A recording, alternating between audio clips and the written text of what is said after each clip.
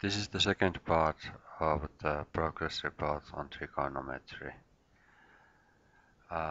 In this picture, I have added the midpoint coordinates to the formula where the x, y coordinates of this dot here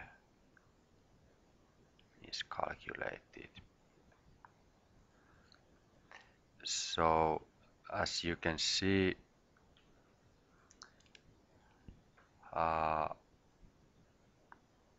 addition is only that the midpoint x1 is added to the radius times cosine theta, so the x coordinate, and y1 plus radius times sine theta. So let's take an example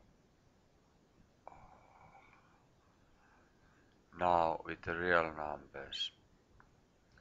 If we have a circle at midpoint 6, 3, the radius is 3, and the angle between the line crossing the point from the midpoint and x-axis is 56.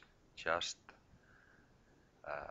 placing the numbers to this formula here, we receive quite simple calculation. X coordinate is 7.68 and y coordinate is 5.49. That's the end of this progress report.